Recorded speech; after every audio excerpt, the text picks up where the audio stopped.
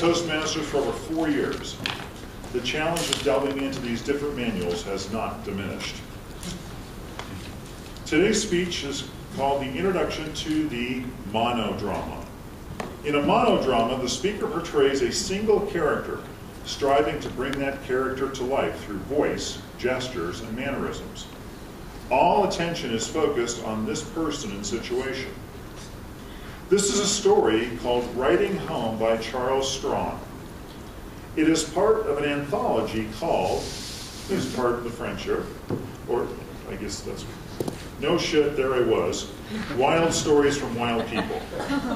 It was written a few years back. Please excuse the language. It is Project 3 from the Interpretive Reading Manual, and the delivery time is 5 to 7 minutes. So please welcome the monodrama with Fred RubinFeld.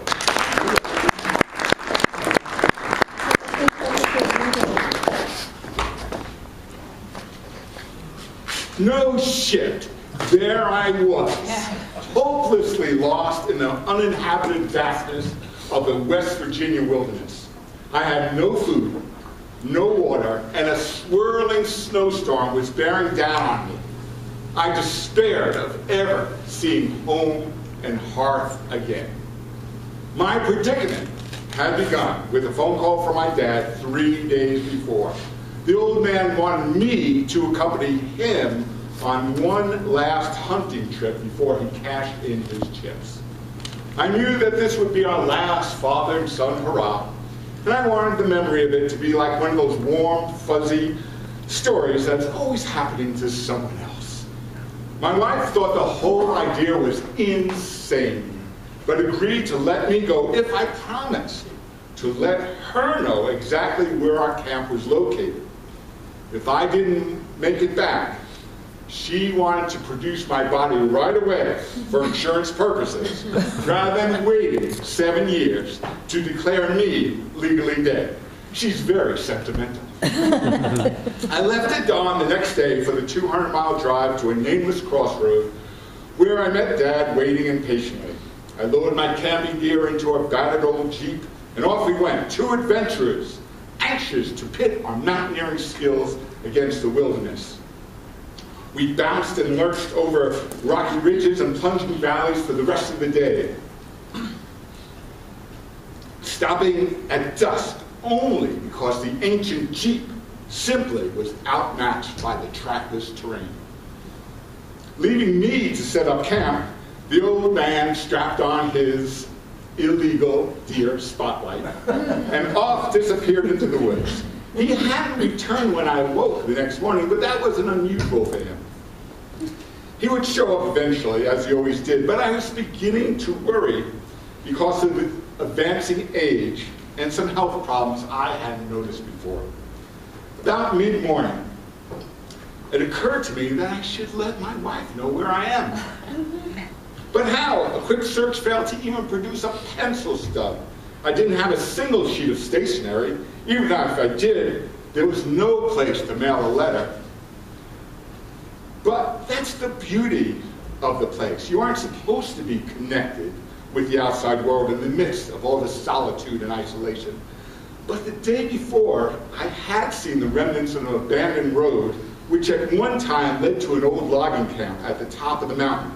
Could there be anyone up there? After all this time, I had to give it a try. Could I even mail a letter from there? The search took a couple of hours, but I found what was left over a logging road and started for the summit.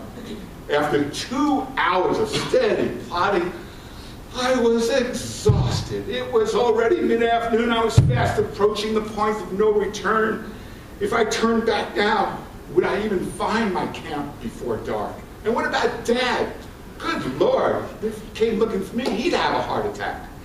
To make matters worse, the temperature was dropping rapidly. A late fall snowstorm was blowing up, and I was getting colder and wetter by the minute. I was on the gritty edge of panic. I decided to push on toward the mist-shrouded summit. My resolve paid off. Another hour of trudging brought me to the top of the mountain, and an abrupt change of luck. Dusk was settling in as I rounded the last turn of the road. Hallelujah! I could see smoke curling from a chimney of a log cabin. there was a faded general merchandise sign over the door and U.S. Post Office in smaller letters underneath it. Salvation was at hand.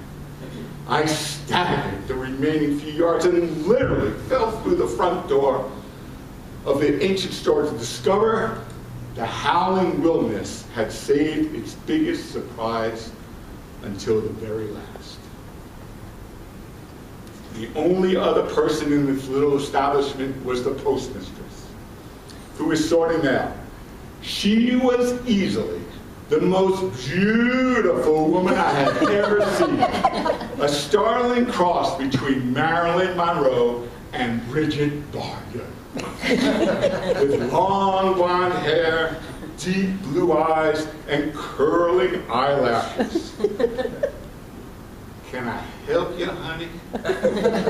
she said in that soft, taunting lilt typical of Southern woman. Putting aside her postal duties, she oozed toward me. It must have been the shock of seeing this gorgeous creature in this little unimaginable place, but it took me a moment before I could recover my voice. Finally, I croaked. Do you keep stationery?" A slight blush tinged her china doll cheeks. Her long eyelashes fluttered uncertainly for just an instant as she brought her hypnotic blue eyes closer to mine. Still smiling, she said, "I do for the first minute or two, but after that, I just go crazy." I suppose I should tell you that all this happened 12 years ago, and I haven't been off the mountain since. I guess my wife has collected the insurance by now. I have no idea what happened to dear old Dad. We plan to go looking for him real soon. But being an assistant postmaster keeps me pretty busy, you know.